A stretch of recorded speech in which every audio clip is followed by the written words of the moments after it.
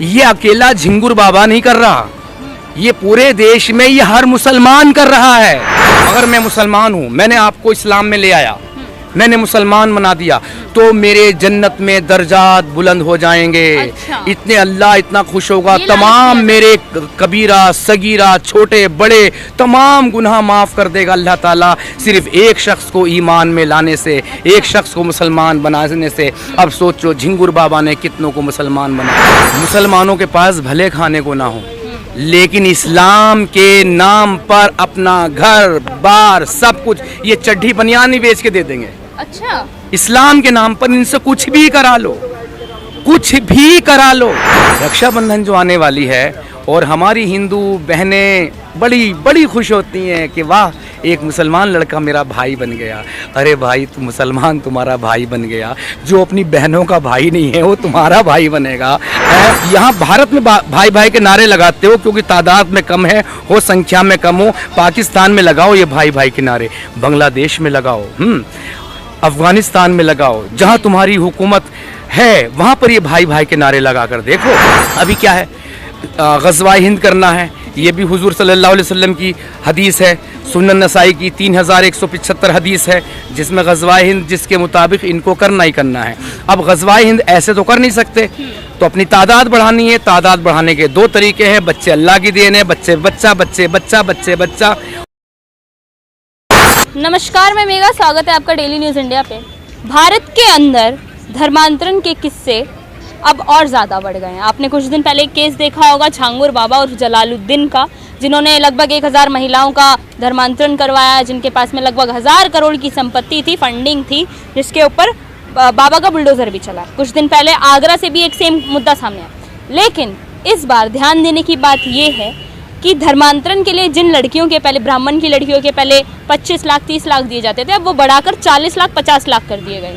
वहीं राजपूतों की लड़कियों के लिए जहाँ 20 लाख 25 लाख दिए जाते थे, वो 30-35 लाख दिए जा रहे हैं। अब हम बात करेंगे, हमारे साथ एक्स मुस्लिम इमरोज सर हैं, उनसे हम बात करेंगे कि सर, ये धर्मांतरण के किस्से आजकल बढ़ क्यों रहे, इसका रीज़न क्या है? सबसे पहले आप मुझे ये बताइए। देखिए, इसका रीज़न क्या है? इसका रीज़न जो इस उम्मत मोहम्मदिया को काम दिया गया है, हमारे प्यारे प्यारे आका मोहम्मद सल्लल्लाहु अलैहि वसल्लम के ऊपर जो नबूवत नाजिल हुई, उनकी वो नबूवत जो मिली तो 40 साल की उम्र में मिली। अच्छा, ठीक, तो उनको काम क्या दिया गया? हाँ, भटके हुओं को, यानी जो भी इस्लाम की तरफ नहीं, वो सब भटके हुए हैं। अच्छा। भटके हुओं को अल्लाह काफिर की भी तरफ कहा लाओ। जाता है। हाँ, गैर मुस्लिम में काफिर, मुशरिक, मुर्तद, मुनाफिक सब आ गए, क्योंकि सब जहन्नुम के ईंधन है। अच्छा। सब जहन्नुम में जाएंगे। अच्छा। तो इन भटके हुओं को अल्लाह की तरफ लाओ, हाँ। एक सच्चे दीन की तरफ लाओ, ये आपको काम दिया गया। और आपने इस काम को बाखूबी शुरू किया। तो ताकत कम थी, पावर कम थी, लोग इस्लाम में नहीं आ रहे थे, लेकिन जैसे ही पावर में आए, जैसे ही वजूद में आए, तो फिर सबका वजूद मिटा कर रख दिया। अच्छा। सबका वजूद मिटा कर हाँ। रख दिया। तो अब क्या है कि ये पैगंबर आखिरी है, कोई पैगंबर नहीं आना, लेकिन अल्लाह की तरफ इन सबको लेके आना है, सबको लेके आना है। तो अब ये काम कौन करेगा? तो ये काम हमारे हुजूर सल्लल्लाहु अलैहि वसल्लम की उम्मत करेगी, उनको मानने वाले लोग करेंगे। अच्छा। क्योंकि कोई पैगंबर नहीं आना, इसे कहते हैं दावत का काम। अच्छा। दीन का काम, ये काम जो नबियों ने किया है, जबरदस्ती धर्मांतरण करवाना, ये दीन का काम है। अभी इस पर भी आऊँगा, अभी एक एक करके अभी आऊँगा। तो अब ये सारा का सारा काम हमारे प्यारे प्यारे मोमिनों को, मुस्लिमों को, इन मुसलमान भाइयों को, मोमिनीन को दिया गया है कि तुम अल्लाह की राह, अल्लाह की तरफ लेकर आओ। अब कैसे कैसे लेकर आओ?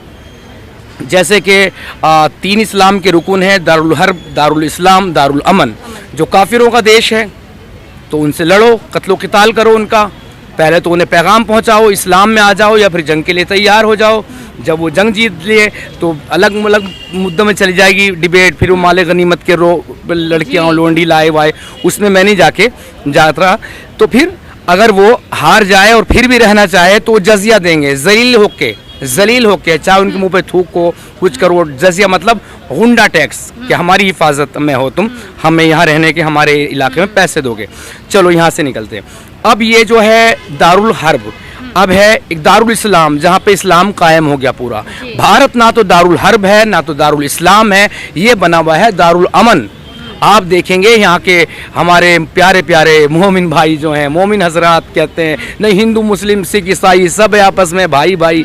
अरे भैया यहाँ भाई भाई के नारे, ये बात मैं बार बार बोलता हूँ, यहाँ भारत में भाई भाई के नारे लगाते हो क्योंकि तादाद में कम है, हो संख्या में कम हो। पाकिस्तान में लगाओ ये भाई भाई के नारे, बांग्लादेश में लगाओ, अफगानिस्तान में लगाओ, जहाँ तुम्हारी हुकूमत है वहाँ पर ये भाई भाई के नारे लगा कर देखो।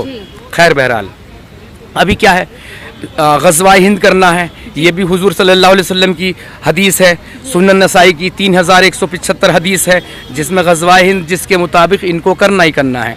अब ग़ज़वा-ए हिंद ऐसे तो कर नहीं सकते, तो अपनी तादाद बढ़ानी है। तादाद बढ़ाने के दो तरीके हैं, बच्चे अल्लाह की देन है, बच्चे बच्चा, बच्चे बच्चा, बच्चे बच्चा, और अल्लाह की देन कहते हैं बच्चे, और शिवलिंग से करते हैं नफरत। ये देखिए भाई, इस सृष्टि का आधार जो है वो दर्शाया गया। मैं ये बात इसलिए ऐड कर रहा हूँ, बार बार ये सवाल उठाते, तुम तो शिवलिंग की पूजा करते हो, भी तुम जो कह रहे हो बच्चे अल्लाह की देन है, तो ये भी अल्लाह के लिंग से पैदा हो रहे हैं ना, इसका मतलब तुम्हारा लिंग अल्लाह का लिंग, वही बात आ गई ना मुड़ के घूम फिर के। खैर बस मुझे इतनी सी बात ये डालनी थी।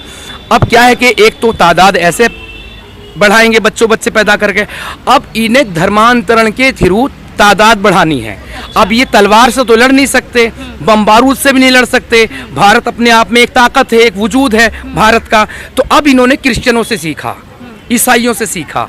ईसाइयों के एक हाथ में बाइबिल होती थी, दूसरे में रोटी होती थी। अब इनके भी एक हाथ में कुरान है और दूसरे में रोटी है। जो बेचारे गरीब हैं, बेसहारा है, उनको किस किस तरह से लाया जाए, इस्लाम की तरफ लाया जाए। ये अकेला झिंगुर बाबा नहीं कर रहा, ये पूरे देश में ये हर मुसलमान कर रहा है। अच्छा, वो कैसे, किसी मुसलमान के पास बैठ जाए, चार जहाँ पे मुसलमान इकट्ठे हो गए काम कर रहे हैं, चाहे वो पंचर बनाने का काम कर रहे हैं, कारपेंट्री का काम कर रहे हैं, रंगाई पुताई का काम कर रहे हैं, चाहे वो मजदूरी का काम कर रहे हैं, उन चार मुसलमानों के बीच में, तीन मुसलमानों के बीच में, या दो के या कई बार एक के मुसलमान के बीच में अगर एक कोई गैर मुस्लिम आ जाता है तो उससे इस्लाम की दावत देनी शुरू कर देते हैं, इस्लाम की खूबियाँ बतानी शुरू कर देते हैं, उसकी खूबसूरती बतानी शुरू कर देते हैं।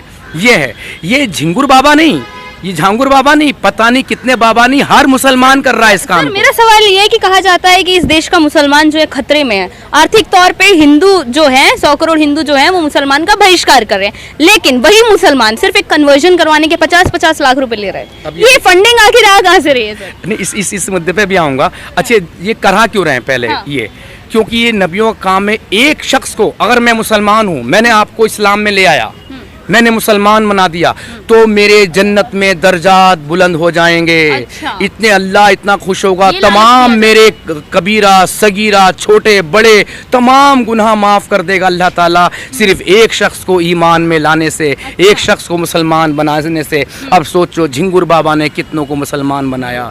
ये किसी भी मुसलमान से पूछ लीजिए, कितनी बड़ी फजीलत का काम है, कितना बड़ा काम है दीन की दावत देना, किसी को इस्लाम में लाना, इससे बढ़कर कोई काम ही नहीं है इस्लाम में। तो इसलिए झिंगुर बाबा ये कर रहा है। अच्छा, आपने कहा कि ये अपने आप दबा कुचला, अपने आप को समझते, कैसे समझते।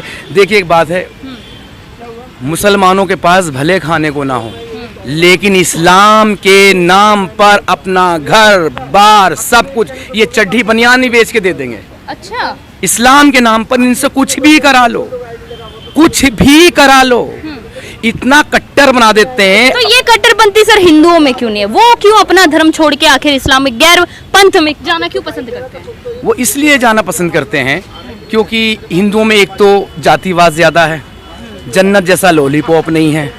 ये जो डरा रखा इन्होंने जहन्नुम से कि तुम्हारा जहन्नुम में ये होगा वो होगा, ऐसी ऐसी गंदी गंदी हदीसें हैं कि जहन्नुम में पिछवाड़े में चैन डाल के अल्लाह मुंह से खींचेगा, ऐसी ऐसी हदीसें हैं जो कहती है। तो इनसे जहन्नुम से डराते हैं और जन्नत का लालच देखते हैं। जन्नत की जो हूरें होंगी 130 फुट की हूर, अगर उंगली दिखा दे तो सूरज, जो मैंने पहले बताया था, सारे मुसलमान जानते, सूरज फीका पड़ जाए, समुद्र में थूक दे तो समुद्र का पानी शहद बन जाए, थूकने समुद्र का पानी शहद बन जाए, तो भैया फिर ये जवाब देना मुझे क्या बन जाएगा? मैंगो शेक, क्या चीज़ बनेगी? शायद इसीलिए ये जो कांवड़ यात्रा निकलती है उस पे ये कांवड़ियों को या फिर आम तौर पर भी हिंदुओं को जिन्हें काफिर कहा जाता है उन्हें थूक के खाना खिलाया जाता है। नहीं, वो तो कॉन्सेप्ट है ना, ये तो मैं बार बार बोलता हूँ ना। सूरह तौबा की जो 28वीं आयत है जिसमें नजस कहा गया, कई मेरे रिएक्शन में वीडियो बना रहे, नहीं ऐसे नहीं ऐसे नजस कहा गया। अरे भाई कैसे नजस कहा गया है? आप तो, अब मैं भी उसी में शामिल हूँ, आप इस्लाम की नज़र में मलमूत्र हैं, टट्टी हैं, तो टट्टी पे तो थूका जाता है, तो क्या गलत कर रहे हैं अपने उससे वो? अच्छा, हाँ, तो आप ये कहना चाह रहे हैं कि सारी कट्टरपंथी इन्हें इस्लाम में ही सिखाई जाती है, इनको पैदाइशी यही दिया जाता है। पैदाइशी दुनिया का पहला मजहब ये एक ऐसा है, जब आपकी शादी होगी, मुझे पता नहीं हुई नहीं हुई, वैसे भी नहीं हुई यहाँ तक, तो आपका जो बच्चा होगा, पहला शब्द आपको सबसे प्यारा कौन सा लगेगा? सबसे प्यारा कि मेरा बच्चा मुझे माँ कहे। लेकिन यहाँ पर ये प्यार नहीं है, ये खूबसूरती नहीं है माँ की। अच्छा। वो पहला अक्षर सिखाती, बोल बेटा, अक्षर कह रहा शब्द, लफ्ज, बोल बेटा अल्लाहू अल्लाहू। अब अल्लाह उसके मुंह से निकलना शुरू हुआ, बोल बेटा अल्लाहू, अल्लाह उसने पढ़ा, बोल बेटा सुभान अल्लाह, बोल बेटा अल्हम्दुलिल्लाह। अब बच्चा इतना कहना सीख गया, बोल बेटा ला इलाहा इल्लल्लाह, ला इलाहा इल्लल्लाह। फिर जब उसने पढ़ा मोहम्मद रसूलुल्लाह, बंद, दिमाग बंद, फिर क्या उसे? अब इसलिए इस्लाम को छोड़ना आसान नहीं है, क्योंकि इस्लाम जो है उससे लग जाता है, एक शरीर का एक अभिन्न अंग बन जाता है। जैसे आपकी उंगली काटे तो कितना दर्द होगा, ऐसे ही शरीर का हिस्सा बन जाता है। इसलिए ये किसी भी चीज़ पे सुन लेंगे।